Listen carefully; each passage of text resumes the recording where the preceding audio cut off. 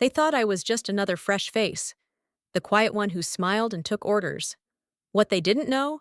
I had already buried friends on 2 tours while they were still polishing their boots at home, and when I caught my fiancé in bed with my rival, I stopped being quiet. If you've ever been underestimated or betrayed, this story is for you. Hit that like button and subscribe, because what happens next will leave you speechless. My name is Lennox, and before I tell you how I watched my entire life implode and then rebuilt it into something they never saw coming, you need to understand something about me. I've always been the quiet one, not shy, just observant, strategic. In combat, the loudest soldier is usually the first one down. I learned that the hard way on my first tour in a desert I'm still not authorized to name. I learned it again when I held my best friend's hand as she died from shrapnel that was meant for me. But when I transferred to Fort Sterling as a junior officer, nobody knew that version of me. Nobody asked.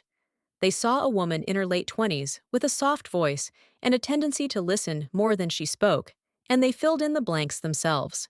Fresh out of training, inexperienced, naive. I could have corrected them, could have pulled out my service record with its redacted sections and medals I kept in a drawer instead of on my chest. But here's the thing about being underestimated. It's only a disadvantage if you let it be one. I kept my head down those first few months, took orders, smiled politely when senior officers explained basic protocols I'd been executing under enemy fire years before. I wore long sleeves to hide the scars, the one across my forearm from a knife fight in a dark alley, the burn mark on my shoulder from an explosion that killed 3 of my unit. Physical therapy had fixed most of the damage, but some things you just learn to cover up. Then I met Dorian. God, he was charming. Senior lieutenant with this easy confidence that made everyone in the room lean in when he spoke. Dark eyes that actually seemed to see me when most people looked right through.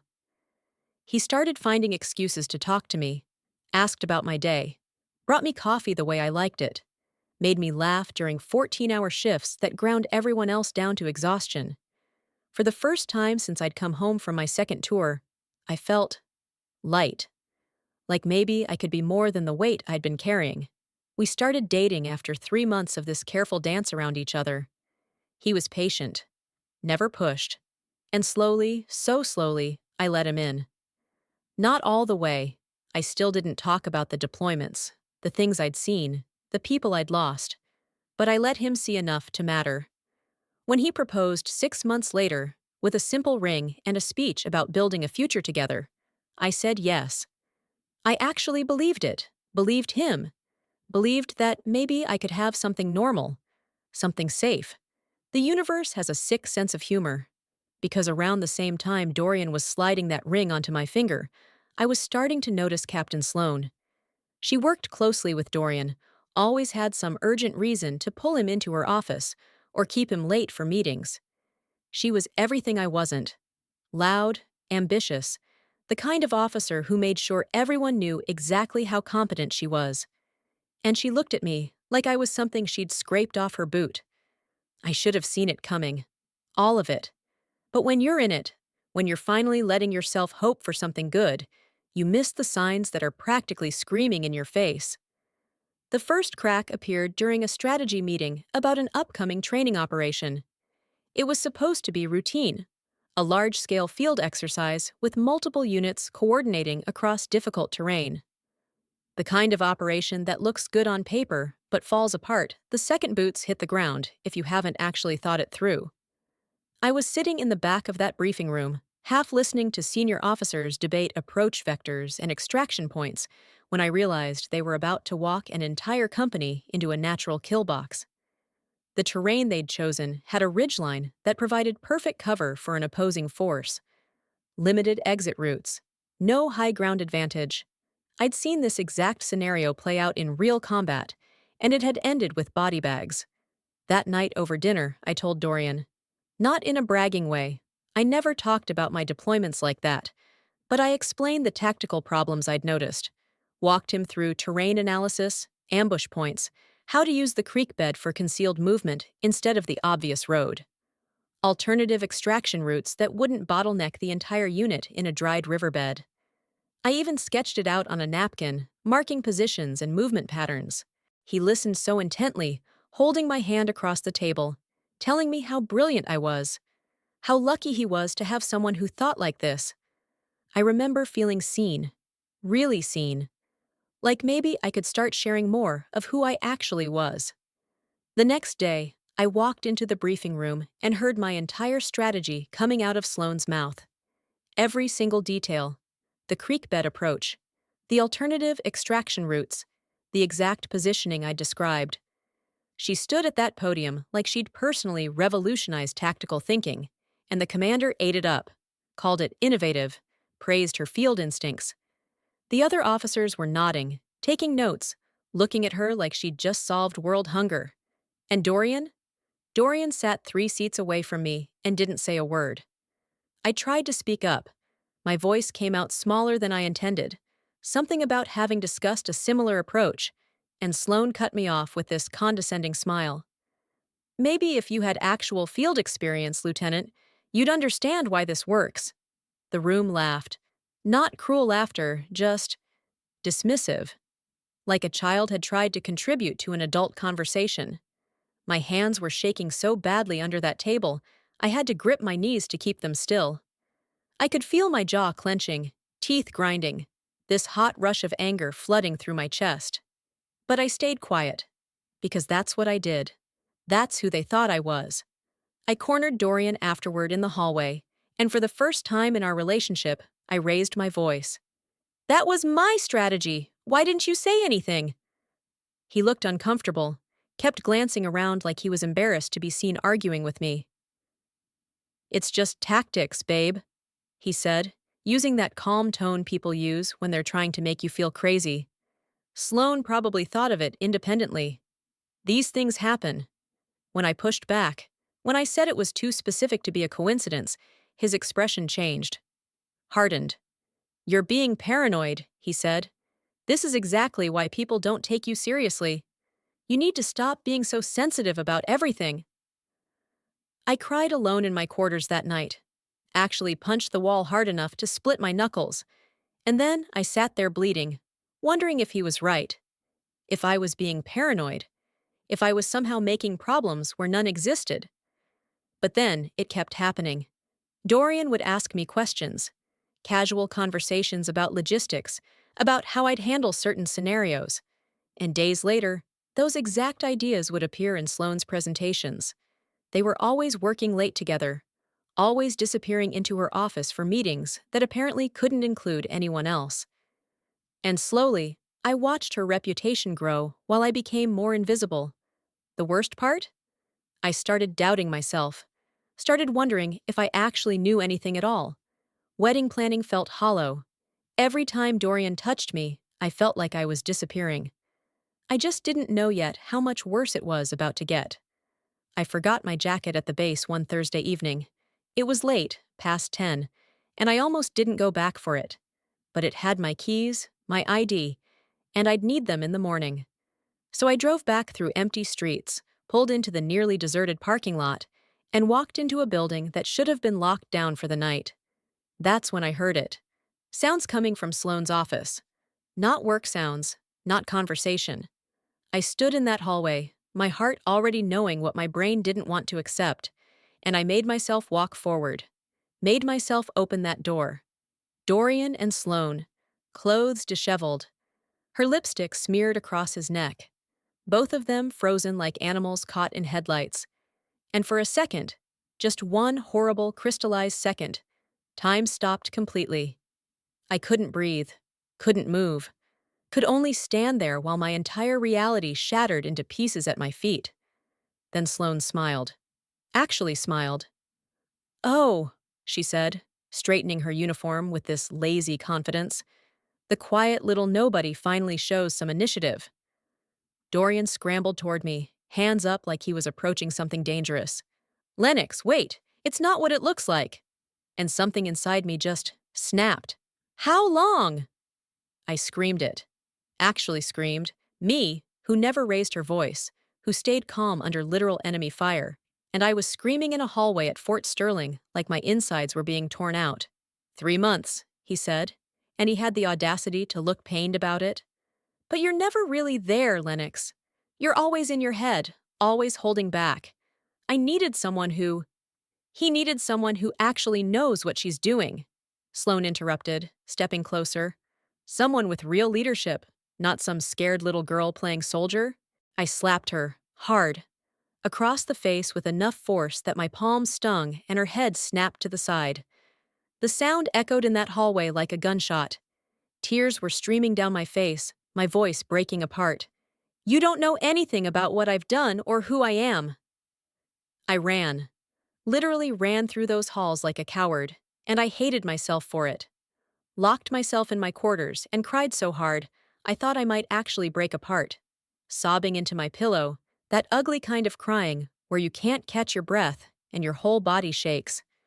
I looked at the engagement ring on my finger, that symbol of the future I'd stupidly believed in, and I ripped it off. Threw it so hard across the room it bounced off the wall. That's when I saw them. The photos I kept hidden in my closet, faces I never showed anyone, me in full combat gear, covered in dust and blood, my unit from overseas, commendations and medals I'd shoved in a box because I wanted to be more than just my past. And then the one that always gutted me, my fallen brothers and sisters, the ones who didn't make it home. I stared at those faces, people who'd died fighting beside me, and something cold settled over the grief. Something hard and sharp and focused. I survived mortar fire. I survived losing people I loved in ways that still wake me up screaming. I watched my best friend die in my arms, and I still got up the next day and led my team through enemy territory. I would survive this. I would survive them. But they wouldn't survive me. I wiped my face, set my jaw, and felt something shift. The crying stopped. The shaking stopped. And for the first time since I'd come home from war, I let myself become the soldier they never knew I was. Game on. I stopped crying. Just stopped. And I started watching. You don't survive 2 combat tours without learning how to gather intelligence, how to observe without being noticed, how to wait for the perfect moment to strike. So that's what I did. I became invisible again, but this time by choice. This time as a weapon. And what I discovered made my blood run cold. They weren't just sleeping together. They were partners in theft. Sloane had been stealing ideas from junior officers for over a year, taking credit for their work while Dorian covered her tracks. He'd been falsifying training reports, hiding her mistakes in field exercises, making sure she looked like a tactical genius while everyone else looked incompetent. They'd built this entire corrupt little empire together, and I'd just been the latest victim, the quietest one, the easiest mark. Then Command announced a major evaluation exercise. High stakes, generals from the Pentagon coming to observe, the kind of operation that makes or breaks careers. And of course, Sloane volunteered to lead tactical operations. Of course, she'd be using another strategy she'd stolen, this time from a junior lieutenant who was too scared to speak up. The commander assigned me to observation duty, basically told me to stand on the sidelines and take notes like some kind of secretary. I could see Dorian and Sloane exchanging looks across the briefing room, barely hiding their smirks. That's when I made my move. "Sir," I said, keeping my voice steady and respectful, "I'd like to request assignment to the field exercise as a regular team member." The room went quiet. The commander looked surprised. I'd never volunteered for anything before. "You want field duty, Lieutenant?" "Yes, sir. I think it would be valuable experience." I saw Sloane's expression flicker. Just for a second. Like she couldn't figure out what I was playing at. Good. Let her wonder. The day of the exercise, I geared up with everyone else and watched Sloane brief the team on tactics she didn't actually understand. The stolen strategy was solid. I should know. I'd spent 3 nights helping that junior lieutenant work through it. But Sloane was presenting it like a script she'd memorized, without comprehending the reasoning behind each move. We moved into position. The exercise began. And then the scenario shifted. Enemy positions changed. Terrain factors altered. Exactly the kind of real-world chaos that happens in actual combat. The kind of situation where you can't just follow a memorized plan. Sloane froze. I watched her panic in real time. Watched her try to radio Dorian for help, watched him make it worse with suggestions that would have gotten people killed in real combat. The team was falling apart. Confusion spreading. The mission failing right in front of Pentagon brass. And I stepped forward. "Permission to advise, ma'am?" Sloane's head whipped toward me. "Stay in your lane, Lieutenant." But the commander, watching this disaster unfold, cut in. "Let her speak." I didn't ask again. I took command. My voice changed. Everything about me changed.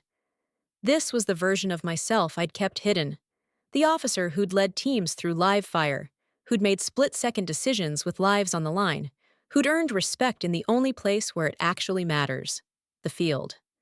I barked orders with absolute authority, redirected the team using terrain they'd overlooked, predicted enemy movements 3 steps ahead because I'd lived this chaos before, adjusted formations, established new rally points, executed a flawless tactical adaptation that turned the entire mission around. The team responded instantly, not because of my rank, but because I knew exactly what I was doing. We won, decisively.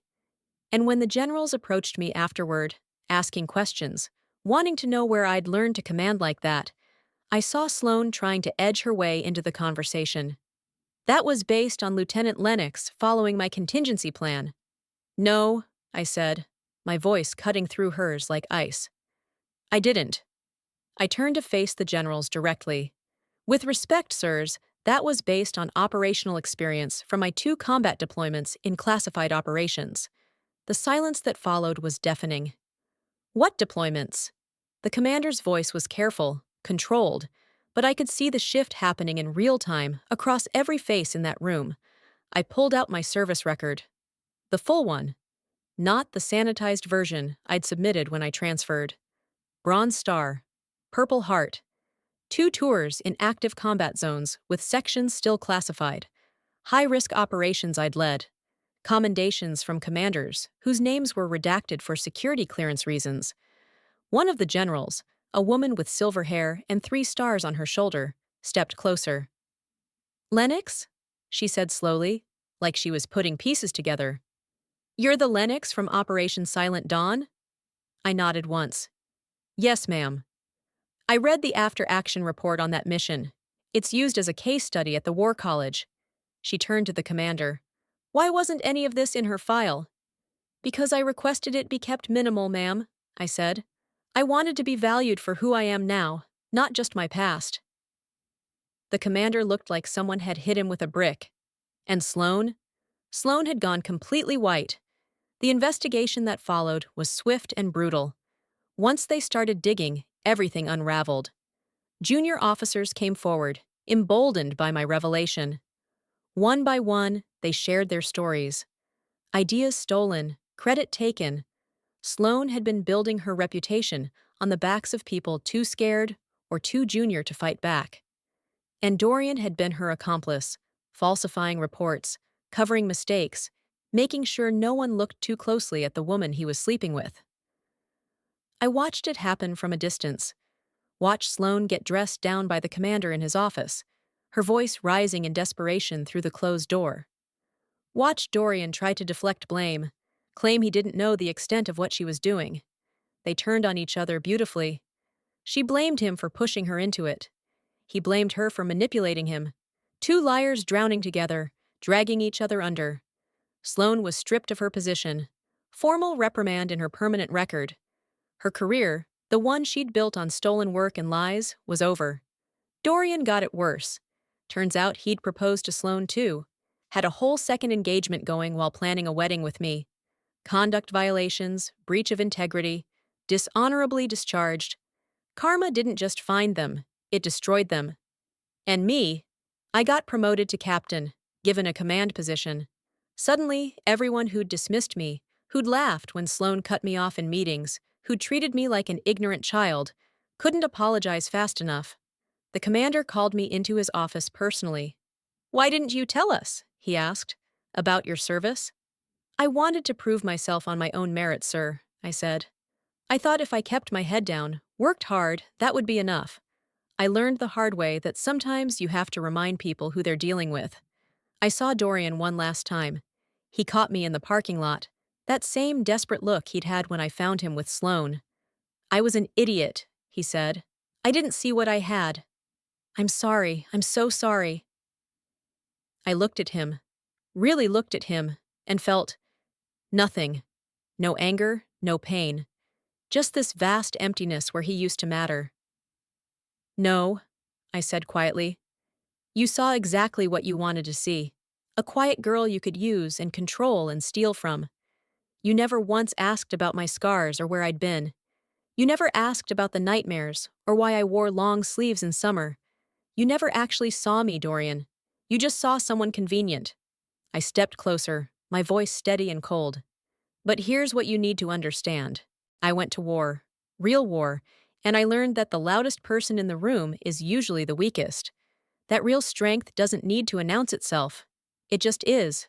I walked away from him then, head high, shoulders back, left him standing in that parking lot, small and pathetic, and exactly what he deserved to be. Alone. 6 months later, I'm thriving. I have a command I'm proud of, training new officers with the same lessons I learned in blood and dust and loss. I mentor junior officers, especially the women, and I teach them that silence can be strength, but it should always be a choice. I've found real friendships with people who value me for who I actually am. People who ask about my scars and listen when I answer. I still keep those photos, my fallen brothers and sisters. I honor them every single day by being the officer they believed I could be, the leader they died trusting. Someone once told me, they tried to bury you. They didn't know you were a seed. And that's exactly what happened. They thought they'd broken me, destroyed me, taken everything. But all they did was force me to grow into something stronger. Here's what I learned, and I hope you hear this if you need it. Silence isn't weakness. Kindness isn't ignorance. And being underestimated? That's the most powerful weapon you can have. Never let someone's inability to see your worth make you question it. The people who deserve you will ask about your scars. They'll want to know your story. And the ones who betray you? They'll always destroy themselves in the end. Karma doesn't need your help, but sometimes it's satisfying to give it a little push. If this story moved you, hit that like button and share it with someone who needs to hear this.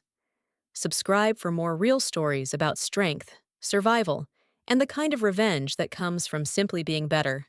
Drop a comment and tell me, have you ever been underestimated? How did you prove them wrong? Remember, the quietest person in the room might just be the most dangerous. See you in the next one.